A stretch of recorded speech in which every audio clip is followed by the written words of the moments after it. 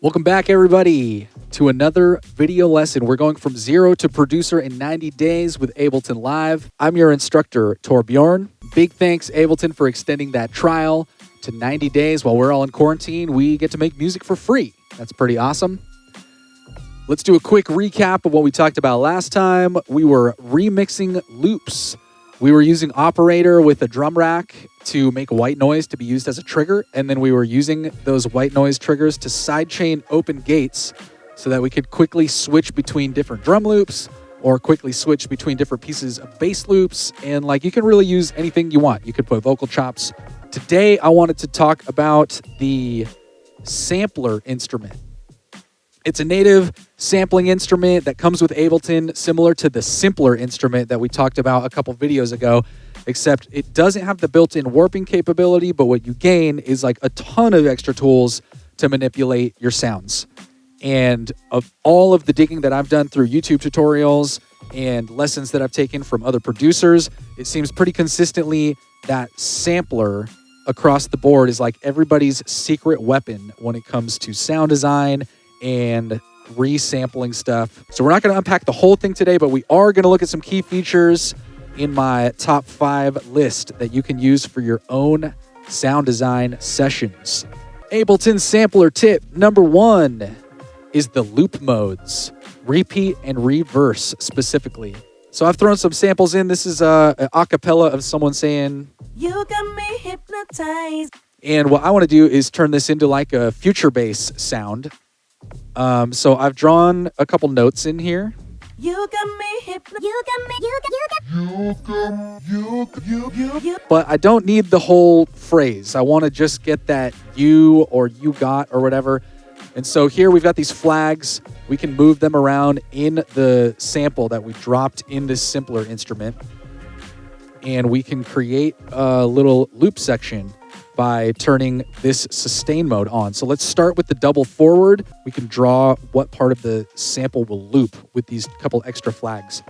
So the double forward arrow means that at the end of the loop, it's going to repeat back to the beginning and start over again. And then here's what that sounds like with that loop mode on.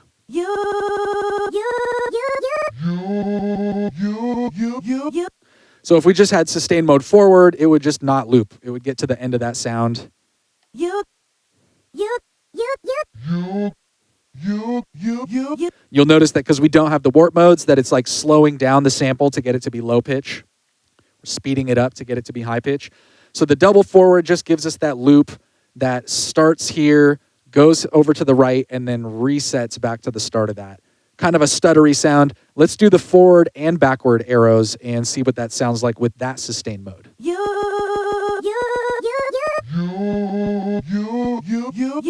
I kind of like that one, but you can hear there's some clicking and popping sounds.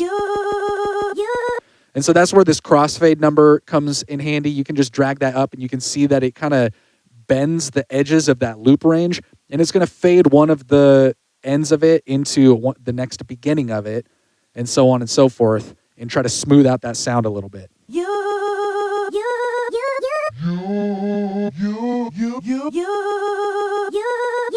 So that helps get rid of some of that clicking and popping. We can even drag our start time over here.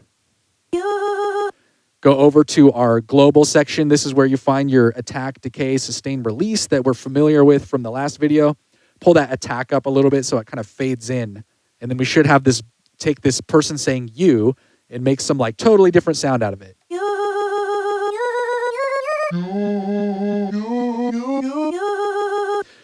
That's an interesting one. I kind of like that the beginning of the note is a different pitch than the end of the note. So you get this pitching up into the note every time. So that's the repeat modes. Let's move on to number 2. Number 2, this tip is all about the filter circuit and the shaper. So here I've got a kick drum sample. It was a big loop of kicks, but I just isolated one of them. Some kind of housey vibes, just a kick going forever. Filter is something that we're familiar with. You can just drag that number down over here on your filter section on the left, and it gets rid of the high frequencies. But there's this cool thing, if you pop down this circuit menu, it's going to emulate the circuitry of like old filters from analog synthesizers. Clipping is built into this filter, and we have 4 filter types of some analog filters from famous synths like Moog. And so when you change this circuit, you'll see down here you get a drive control, and that's adding saturation. So all of a sudden we can turn our like boring 808 kick drum into like some very trancey or very like hard techno kind of sound. We get a second option here called shaper, and shaper is just more saturation or more distortion or more clipping. So we can select hard, sine wave, 8-bit, and then turn that amount up.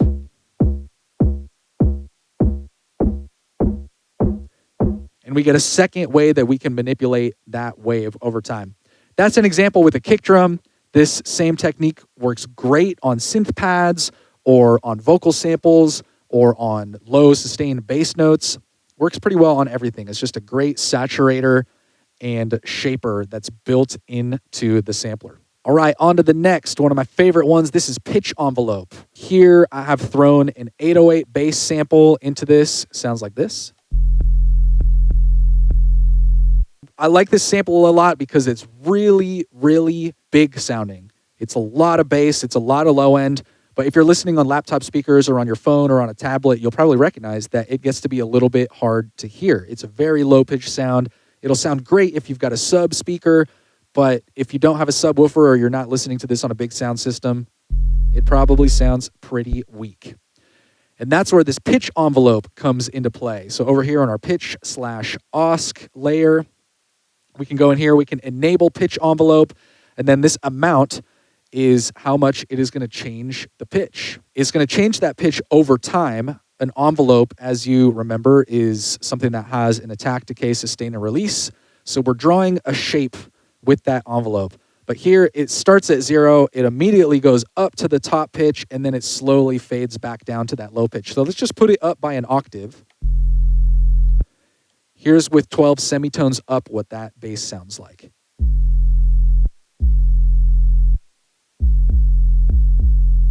It's getting some kind of like kick drum characteristics.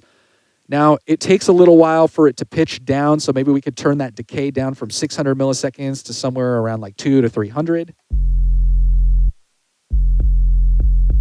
And maybe the amount of the pitch, let's put that up to 24, 2 octaves, and we should start to get some kind of clicking sounds at the beginning of that 808. We could even go up to 36.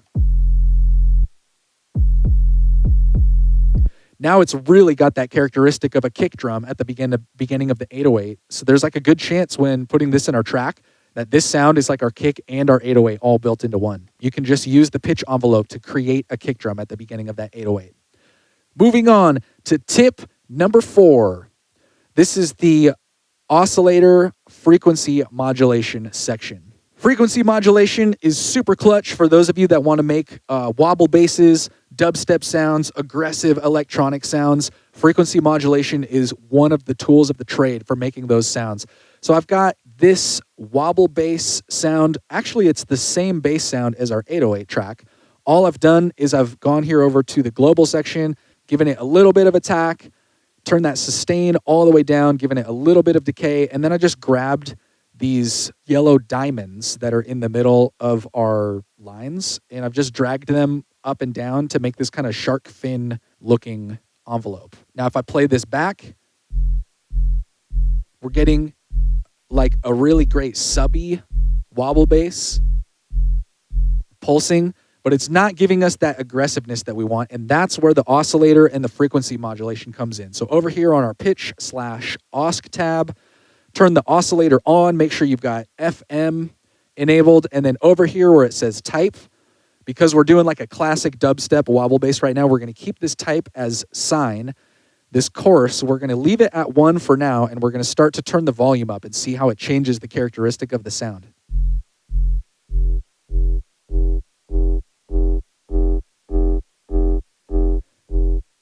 Now we're definitely starting to get more of that aggressive sound. We can turn the course up, and it's going to take the sine wave that it's modulating our original sound with and pitch that up an octave, and it's going to cause it to have a brighter distortion. We can go up to course 3, 4, all the way up to 7, and then it starts to get really aggressive and really harsh. What we want to do is we want to match our envelope of our modulation with our envelope from our volume. 65 milliseconds attack with a slope of 50 of minus 50%. So let's go over here to attack. When I say 65 milliseconds, slope is minus 50. Let's double check again. Minus 65% on the decay and 250 milliseconds. 250, slope minus 65. Now we've got that same shark fin, and this is going to adjust the amount of time that it takes for our frequency modulation to start modulating and to stop modulating. And now that it's more in tune with the timing of the sound, we're getting that final touch of that classic dubstep wobble. And this sounds great with all kinds of different synth sounds, and it sounds good with drum sounds too. So you just have to experiment and try a couple things with it. That course also, fun fact, can go below 1. So you can get some really, really gritty and deep sounds out of that as well. All right, tip number 5, pitch bend range. Here I've got a synth pad and a couple notes, and it sounds like this.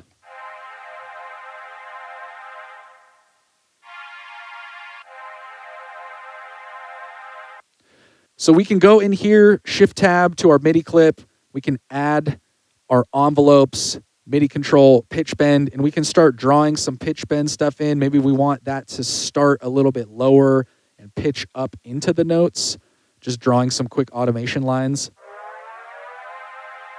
We'll make it a little bit shorter.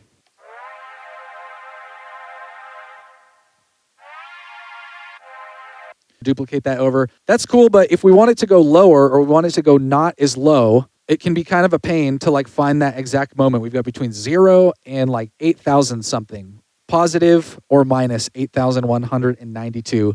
It's just a lot of numbers to go in there and find that specific pitch that you're looking for.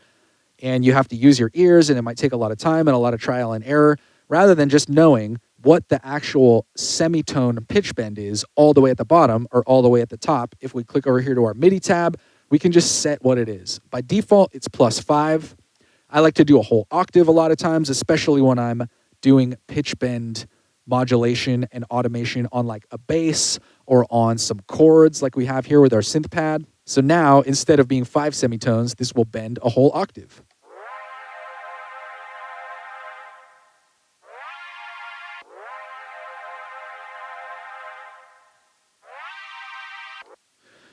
Excuse me, nice and easy ways that you can control that sampler instrument. There's so much more to dive into with that instrument, where we're just going to keep it simple for today. Those are the 5 top tips.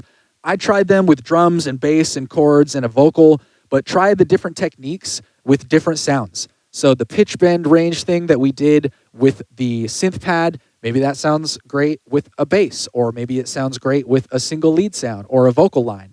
You just got to try a couple different things and figure out what technique is uniquely affecting your sound design in a way that sounds good to you. Well, thanks everybody for watching another video, and thanks again to Ableton for extending their free trial to 90 days. Stay tuned for another video. We're going to get into more sound design tips, more composition tips, all that and more, going from 0 to producer in 90 days with Ableton Live.